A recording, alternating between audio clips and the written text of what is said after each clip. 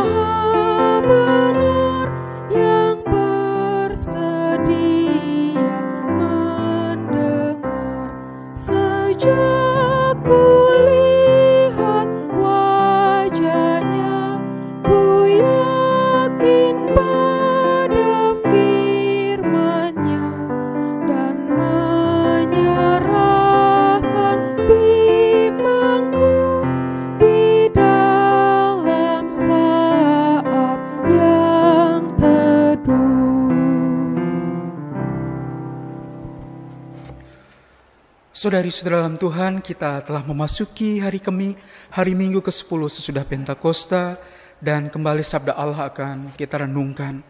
Mari kita bersatu dalam doa, mohon bimbingan Roh Kudus. Datanglah ya Roh Kudus, urapilah kami dengan penghiburan kasih-Mu. Teguhkanlah dan kuatkanlah iman kami, supaya oleh kuasa-Mu kami mengerti kehendak Kristus Yesus yang adalah Sang Sabda yang hidup dan melakukannya di dalam warna keseharian kami, lalu menyenangkan hati Bapa di sorga.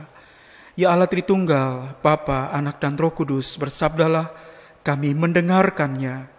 Amin.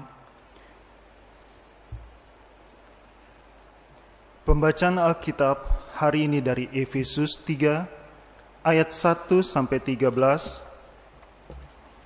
Efesus 3 ayat 1 sampai 13 yang menyatakan, rahasia panggilan orang-orang bukan Yahudi. Itulah sebabnya aku ini, Paulus, orang yang dipenjarakan karena Kristus Yesus untuk kamu orang-orang yang tidak mengenal Allah.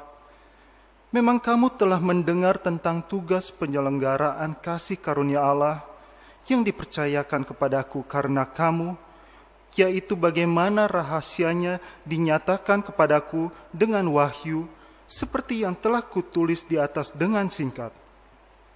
Apabila kamu membacanya, kamu dapat mengetahui daripadanya pengertianku akan rahasia Kristus yang pada zaman angkatan-angkatan dahulu tidak diberitakan kepada anak-anak manusia, tetapi yang sekarang dinyatakan di dalam Roh kepada rasul-rasul dan nabi-nabinya yang kudus, yaitu bahwa orang-orang bukan Yahudi karena berita Injil turut menjadi ahli waris dan anggota-anggota tubuh dan peserta dalam janji yang diberikan dalam Kristus Yesus. Dari Injil itu aku telah menjadi pelayannya menurut pemberian kasih karunia Allah yang dianugerahkan kepadaku sesuai dengan pengerjaan kuasa-Nya. Kepadaku yang paling hina di antara segala orang kudus, telah dianugerahkan kasih karunia ini untuk memberitakan kepada orang-orang bukan Yahudi kekayaan Kristus yang tidak terduga itu, dan untuk menyatakan apa isinya tugas penyelenggaraan rahasia yang telah berabad-abad tersembunyi dalam Allah yang menciptakan segala sesuatu, supaya sekarang oleh jemaat diberitahukan pelbagai ragam hikmat Allah kepada pemerintah-pemerintah dan penguasa-penguasa di sorga, sesuai dengan maksud abadi yang telah dilaksanakannya dalam Kristus Yesus Tuhan kita. Di dalam Dia, kita beroleh keberanian dan jalan masuk kepada Allah dengan penuh kepercayaan oleh iman kita kepadanya. Sebab itu, aku minta kepadamu, supaya kamu jangan tawar hati melihat kesesakanku karena kesesakanku itu adalah kemuliaanmu. Demikianlah pembacaan Alkitab. Hendaklah firman Tuhan dengan segala kekayaannya diam di antara kamu, dan ucaplah syukur kepada Allah. Haleluya.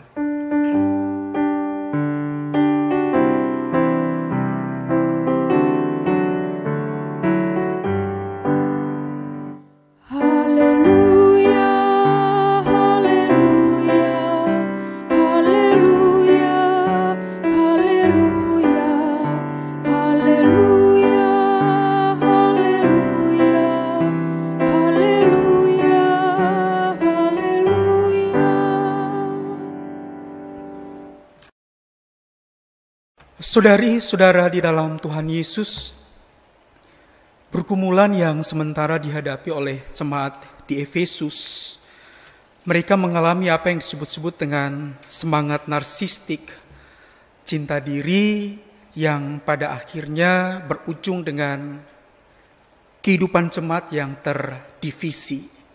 Mereka terkotak-kotak berdasarkan ras, dan yang paling nampak adalah antara Yahudi dan bukan Yahudi. Narsisus itu semangat yang boleh digambarkan cinta diri seperti mitologi dalam kehidupan orang-orang Yunani. Narsisus, seorang pria tampan yang jatuh cinta dengan bayang-bayangnya sendiri ketika ia berkaca di permukaan air yang teduh. Lalu dia terobsesi untuk mencintai bayang-bayangnya sendiri itu, dan pada akhirnya masuk ke dalam air, berusaha untuk menemukan yang dicintainya itu, yang pada intinya adalah bayang-bayangnya sendiri, dan akhirnya mati tenggelam. Dari nama narsisus itulah muncul kata narsistik, semangat cinta diri. Dan di jemaat Efesus, Yudaisme mencintai diri Yudaisme, Yahudi mencintai Yahudi, dan terobsesi mencintai identitas mereka sendiri. Dan itu meruncing menjadi semangat eksklusivisme yang pada akhirnya berusaha meniadakan yang lain. Siapakah yang lain itu? Paling tidak dalam bacaan kita adalah mereka yang bukan Yahudi. Kalau kita baca apa yang baru saja kita baca tadi, Paulus menggambarkan tentang semangat untuk inklusi, untuk kemudian belajar membuka diri dan membuka ruang hati untuk menerima kepelbagaian itu dan menerima kepelbagaian sebagai kekayaan di dalam Kristus. Dan Paulus menggambarkan bagaimana rahasianya dinyatakan kepadaku dengan wahyu seperti yang telah kutulis di atas dengan singkat. Apa arti di atas dengan singkat? Maksudnya tulisan yang dia tulis di atas, dan itu bisa kita lihat dalam perikop di atas perikop pasal 3 ini. Paulus gambarkan bahwa tetapi sekarang di dalam Kristus Yesus, kamu yang dahulu jauh sudah menjadi dekat oleh darah Kristus. Karena dialah damai sejahtera kita yang telah mempersatukan kedua pihak dan yang telah merubuhkan tembok pemisah, yaitu perseteruan. Sebab dengan matinya sebagai manusia, ia telah membatalkan hukum Taurat dengan segala perintah dan ketentuannya untuk menciptakan keduanya menjadi satu manusia baru di dalam dirinya, dan dengan itu mengadakan damai sejahtera. Itu yang Paulus maksudkan dengan seperti apa yang telah kutuliskan di atas. Dan menarik bagi Paulus itu adalah misterion. Itu adalah rahasia Allah, tetapi yang kemudian sudah dinyatakan dengan gamblang.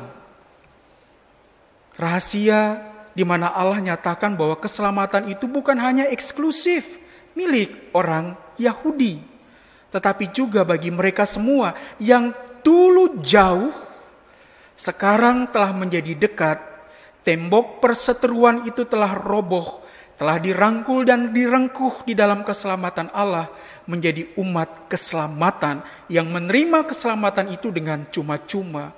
Sehingga ironis kalau kemudian jemaat mereka yang Yahudi, Kristen, lalu menganggap superior, menganggap bahwa mereka lebih pantas menerima janji Abraham dan menjadi umat tebusan Kristus. Bagi Paulus, sekarang itu sudah batal. Tidak lagi ada istilah cinta eksklusif bagi diri kami, tapi juga bagi mereka yang bukan Yahudi.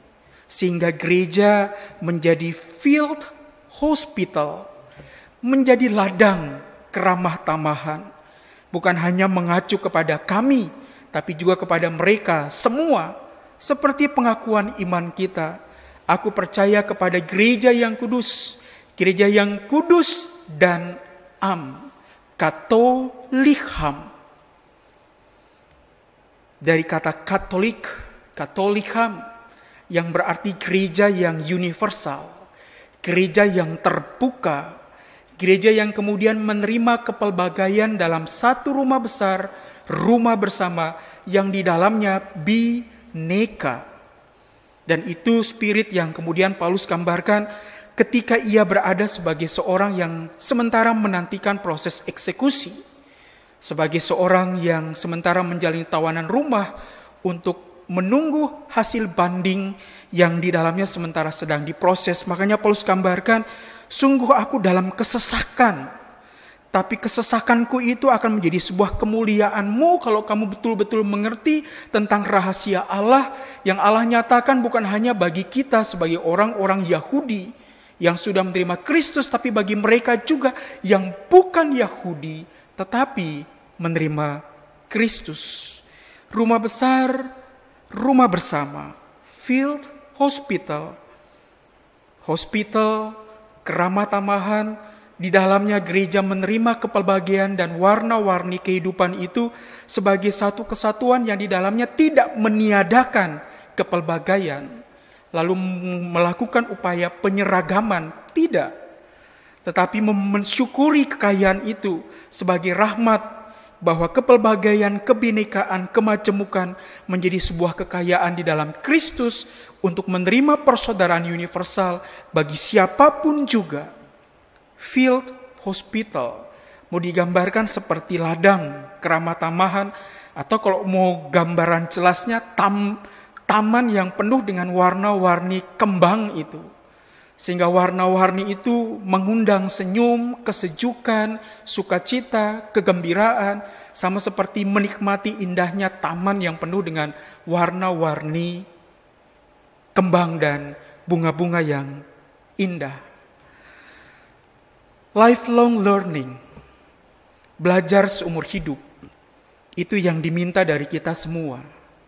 Belajar apalagi kita sebagai anak bangsa, bahwa kemajemukan, kepelbagaian, kebinekaan merupakan entitas kita, menjadi warna keseharian kita yang selalu kita jumpai.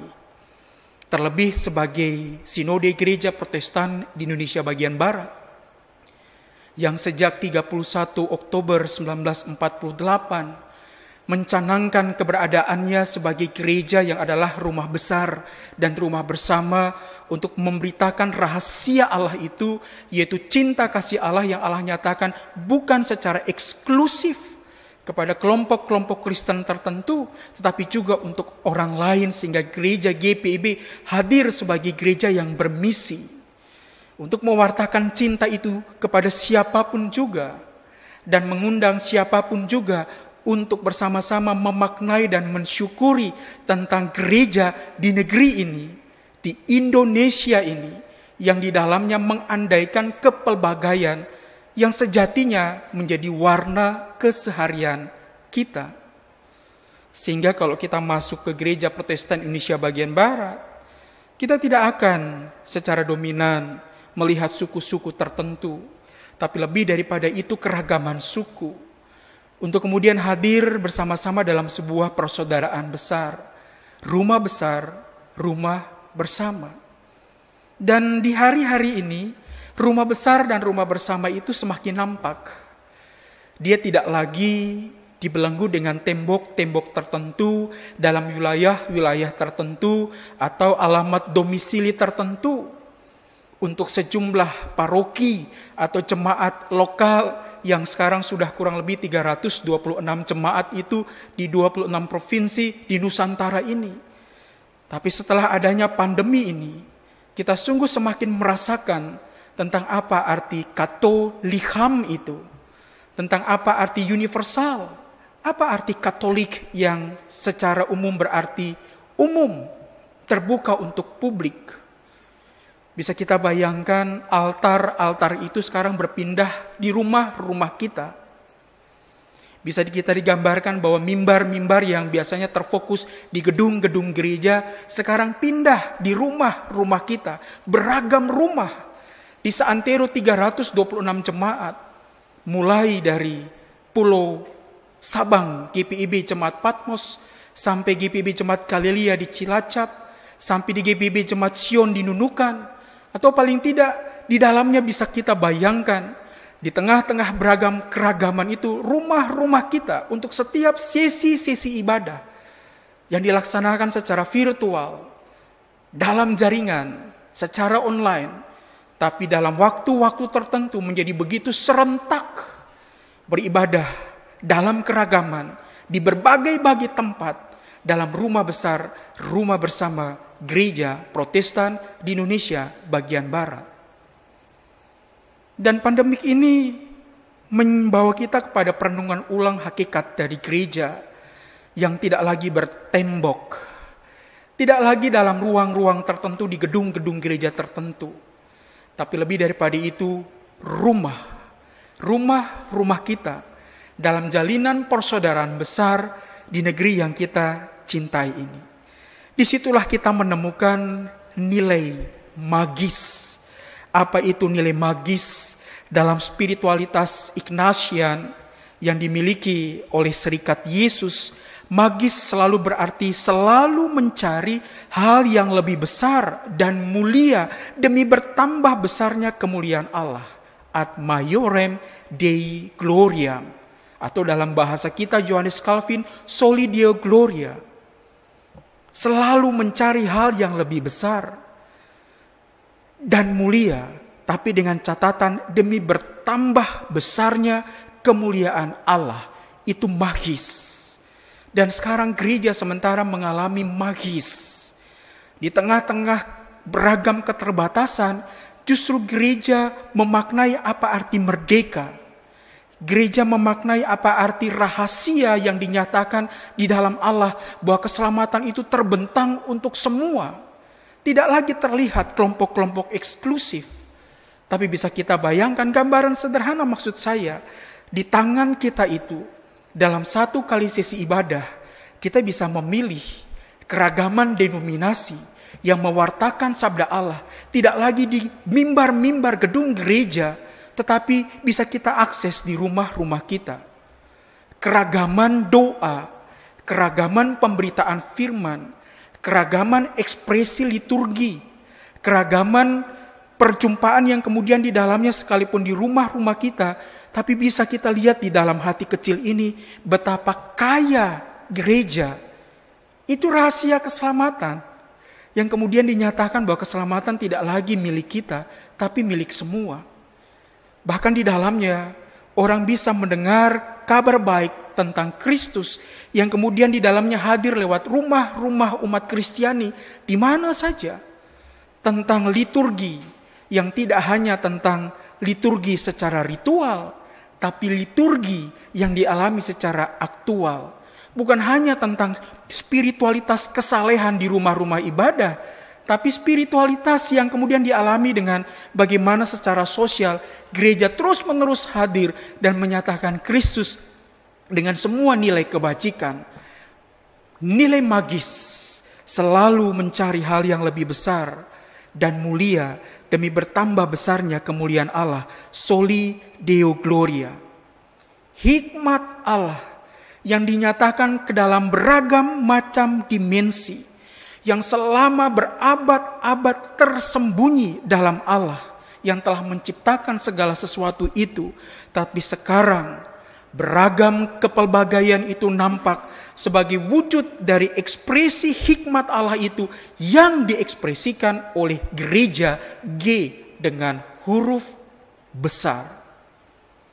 Persekutuan orang percaya yang sekarang tidak lagi terlihat dalam denominasi apalagi tembok tertentu, tapi tentang doa yang universal, liturgi yang universal, kerikma pemberitaan sabda Allah yang universal, kasih yang universal yang telah dialami melalui oleh dan karena Yesus Kristus, yang di dalam Dia kita semua telah menjadi dekat oleh darah Kristus yang dulu begitu jauh, tapi sekarang telah dirangkul dan direngkuh.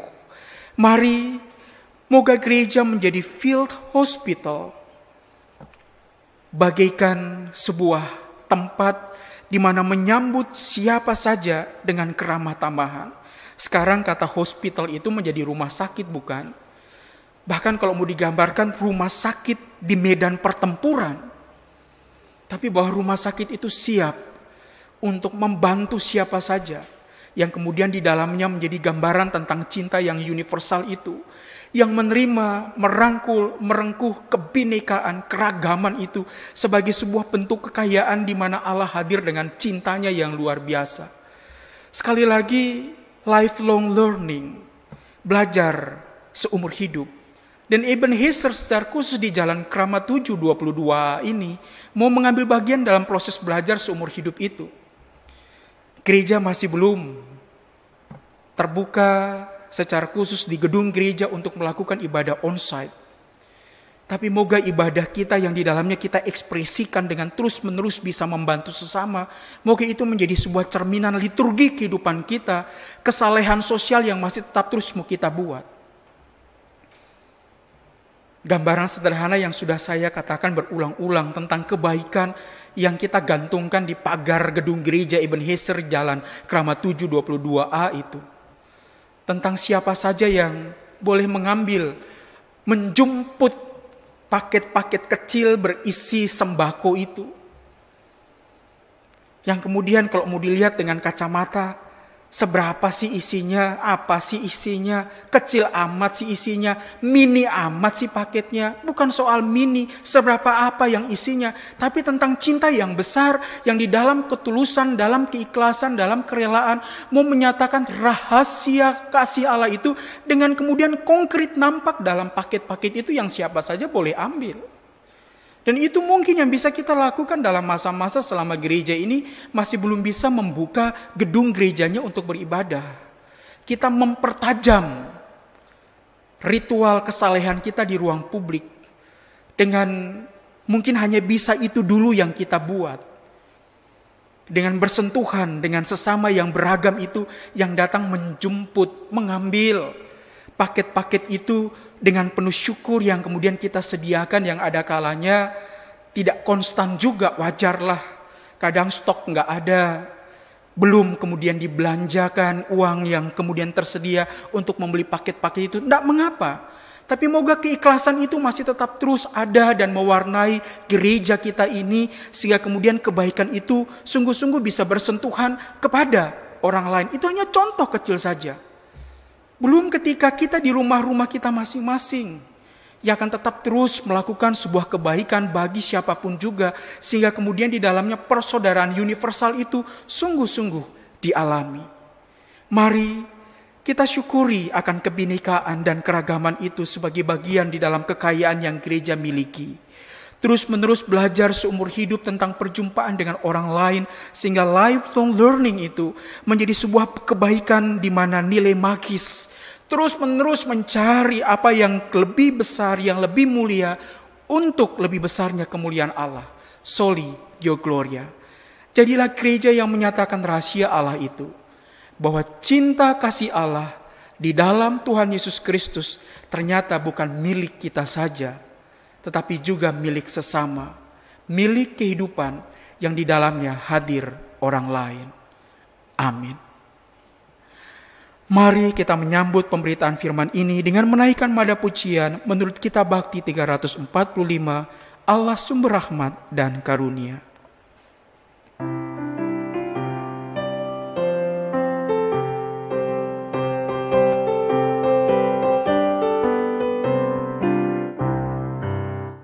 Sumber rahmat dan karunia, inginkan umatnya rukun dan tentram, hidup berdampingan dalam kasih, saling menopang dan saling memberi. Mari membangun tatanan masyarakat agar hidup rukun, damai, adil, benar. Mari kita saling menerima satu sama lain dalam kasih-Nya. Mari pelihara kerukunan, persaudaraan di dalam Tuhan. Mari membangun tatanan masyarakat agar hidup rukun, damai, adil, benar. Marilah kini bersama orang percaya di sepanjang segala abad, tempat, dan sejarah, dengan bangkit berdiri, kita mengakui kembali pengakuan iman kita menurut rumusan pengakuan iman rasuli dengan hati dan mulut masing-masing berkata, Aku percaya kepada Allah, Bapa yang Maha Kuasa, Khalik langit dan bumi, dan kepada Yesus Kristus anaknya yang tunggal Tuhan kita, yang dikandung dari Roh Kudus, lahir dari anak darah Maria, yang menderita di bawah pemerintahan Pontius Pilatus, disalibkan, mati dan dikuburkan, turun ke dalam kerajaan maut. Pada hari yang ketiga, bangkit pula dari antara orang mati, naik ke surga, duduk di sebelah kanan Allah, Bapa yang Maha Kuasa, dan akan datang dari sana untuk menghakimi orang yang hidup dan yang mati. Aku percaya kepada Roh Kudus, gereja yang kudus dan am, persekutuan orang kudus, pengampunan dosa, kebangkitan daging, dan hidup yang kekal. Silakan duduk kembali. Marilah kita bersatu di dalam doa, kita berdoa. Terpujilah Bapa dalam kasih Tuhan Yesus Kristus. Engkau telah menyatakan rahasia cinta-Mu itu bagi kami semua sepanjang sejarah insan manusia. Cinta-Mu yang ternyata Engkau tujukan kepada setiap makhluk, yang menerima cinta itu sehabis-habisnya. Engkau rangkul, Engkau rengkuh, sehingga kami mengalami cinta-Mu yang besar itu. Di dalam Kristus Yesuslah kami telah mengalaminya. Bantulah kami agar cinta yang telah kami terima itu adalah juga cinta yang sesama kami terima. Sehingga sebagai gereja, kami mensyukuri kepelbagaian dan keragaman. Kami tidak menjadi gereja yang tertuju eksklusif kepada kelompok dan kalangan sendiri. Tapi kami melihat bahwa beragam identitas yang hadir sejatinya semata-mata karena ekspresi cinta yang telah Engkau nyatakan bagi setiap insan. Sehingga beragam identitas itu sejatinya mengundang kami semua untuk tetap belajar seumur hidup tentang keragaman yang kami hadapi sebagai warna keseharian kami. Disitulah kami diundang untuk terus-menerus mencari hal yang lebih besar dan mulia demi bertambah besarnya kemuliaan-Mu ya Bapa. Karena bantulah kami semua sehingga kami menjadi gereja yang tidak hanya tertuju kepada diri sendiri, tapi gereja yang akan selalu tetap terus terbuka, gereja yang universal, gereja yang katolikam, gereja yang am, gereja yang umum. Gereja yang sejatinya mengalami keragaman itu di rumah besar, rumah bersama yang di dalamnya mengalami kasih Kristus. Jauhkanlah kami dari sikap-sikap eksklusivisme, apalagi berdasarkan identitas dan ras-ras tertentu, sehingga akhirnya menghasilkan diskriminasi sosial. Tapi bantulah kami memaknai sikap inklusif, terbuka, dan menerima siapa saja di dalam semangat cinta yang universal itu, sehingga sesama mengalami kasih Kristus dan di situ gereja hadir. Bantulah kami semua dalam memaknai minggu ini. Di masa-masa sulit ini, kami menggalang solidaritas, kami menggalang kebaikan, mengasah kepekaan, mengasah penghargaan, dan mengasah kebaikan untuk siapa saja. Dan moga adalah kami juga gereja yang akan tetap terus hadir untuk mewartakan dan mencerminkan kasih itu dengan melakukan semua kebaikan dalam ketulusan. Kami yakin dan percaya bahwa dalam cintamu jualah di masa-masa sulit sekalipun kami belum beribadah secara ragawi di ruang-ruang gedung gereja yang tertutup, tapi sekarang Engkau justru membawa kami dalam proses pembentukan dan pembelajaran tentang gereja-gereja yang tidak bertembok lagi.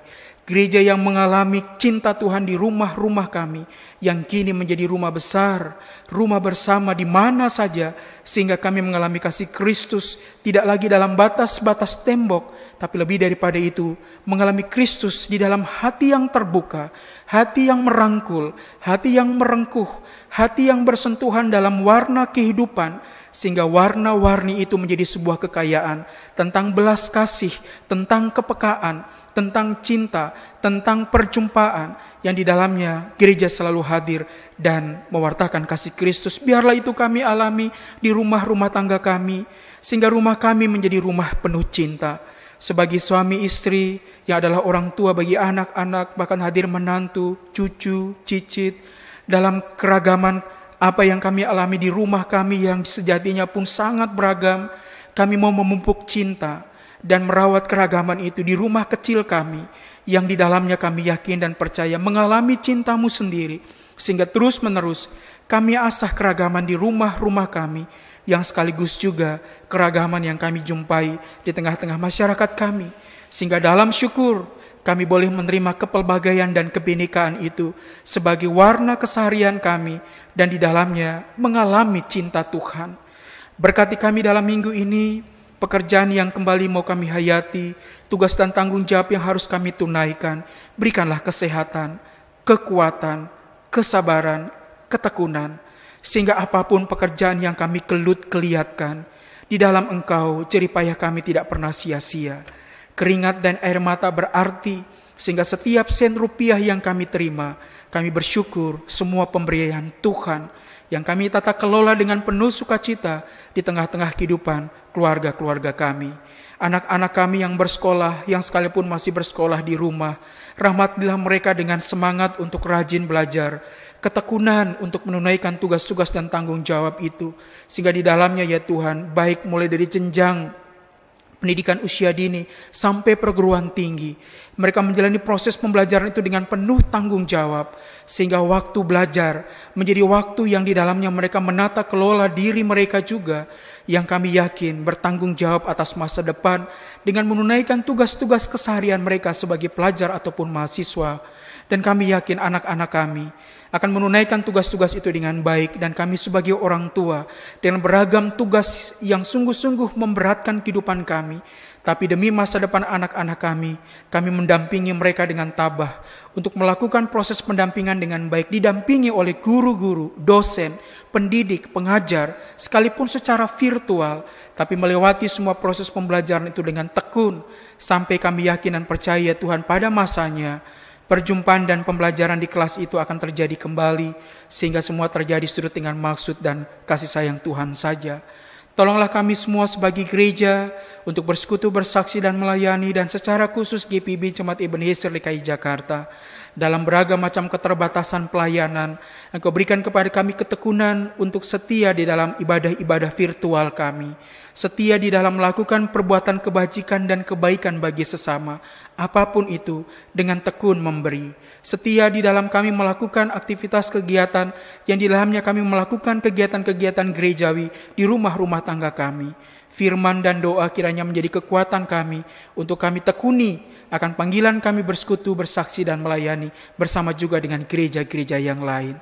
Berkatilah bangsa dan negara kami, pemerintah pusat hingga ke pelosok daerah. Rahmat-Mu menyertai dalam kasih-Mu seiring dengan menghadapi krisis ini. Di dalam Tuhan saja kami yakin dan percaya bahwa sebagai bangsa kami akan pulih dan bangkit kembali untuk mensyukuri akan negeri yang kaya ini, yang beragam dalam ragam-ragam identitas dan karunia-karunia, dalam kebinekaan yang kami syukuri.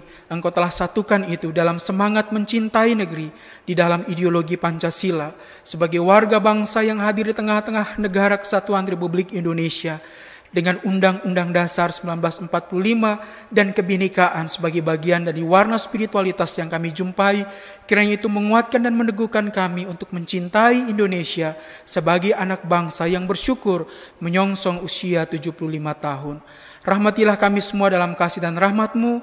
Minggu ini kami syukuri, kami berjalani kembali dengan penuh sukacita di dalam perlindungan kasih sayang dan cinta Tuhan. Dan kami yakin hanya karena cinta-Mu jualah kami bertahan di masa-masa ini. Ampunilah akan dosa dan salah kami. Jadilah dengan maksud dan kehendak-Mu. Di dalam nama Tuhan Yesus yang telah mengajar kami berdoa. Bapa kami yang di sorga, dikuduskanlah nama-Mu, datanglah kerajaan-Mu, jadilah kehendak-Mu di bumi seperti di sorga. Berilah kami pada hari ini makanan kami yang secukupnya, dan ampunilah kami akan kesalahan kami, seperti kami juga mengampuni yang bersalah kepada kami. Dan janganlah membawa kami ke dalam pencobaan, tapi lepaskanlah kami dari yang jahat.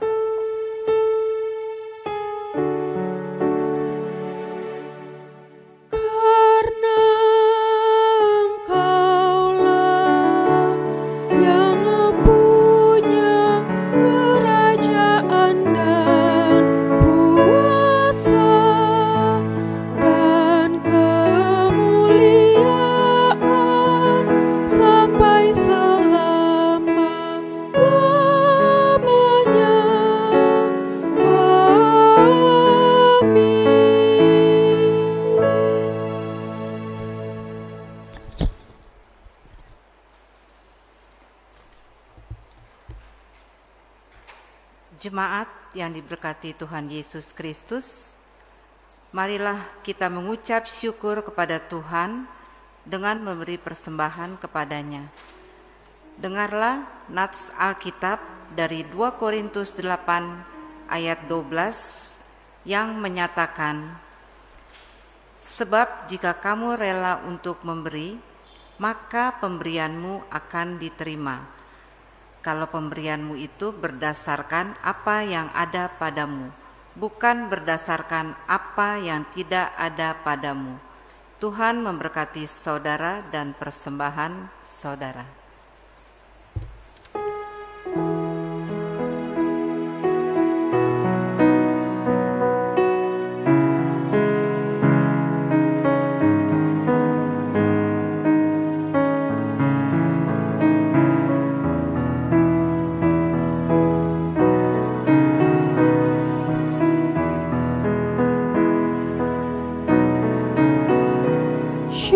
Syukur kami ungkapkan, syukur padamu Bapa, syukur telah Kau berikan Yesus Putramu. Syukur kami ungkapkan, syukur padamu Bapa, syukur telah Kau berikan Yesus Putramu. Bapa, dalam karya kasih-Mu, orang miskin dan lemah kini menjadi kaya dan tegar. Bapa, dalam karya kasih-Mu, orang miskin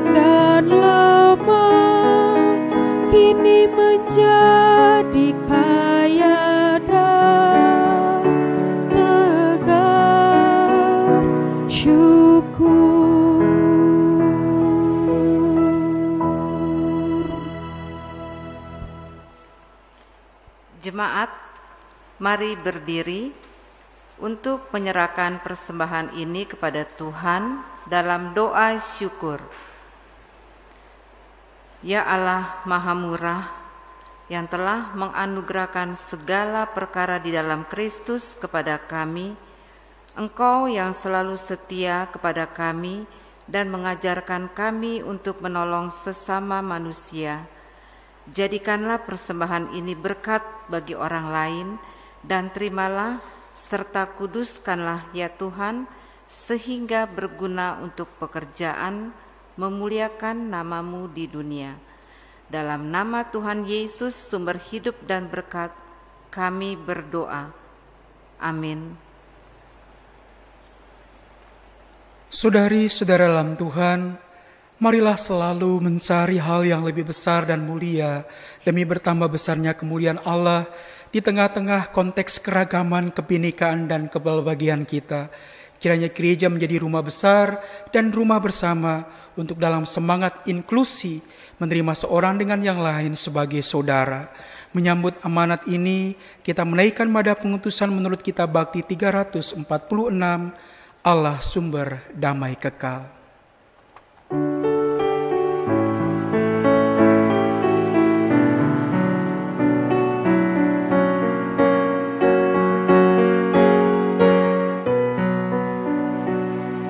Allah sumber damai kekal, beri damai bagi bangsa-bangsa, seluruh umat berseru,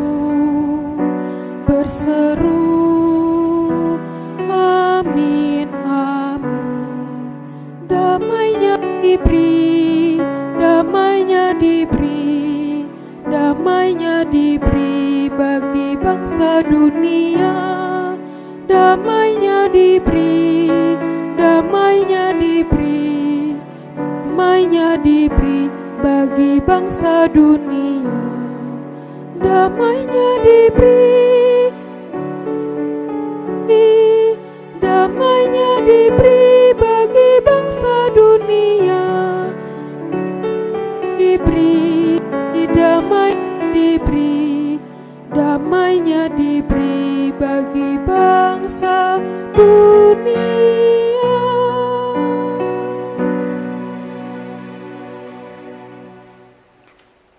Arahkanlah hati dan pikiranmu kepada Tuhan, serta terimalah berkat-Nya. Tuhan memberkati engkau dan melindungi engkau. Tuhan menyinari engkau dengan wajah-Nya dan memberi engkau kasih karunia. Tuhan menghadapkan wajah-Nya kepadamu dan memberi engkau damai sejahtera.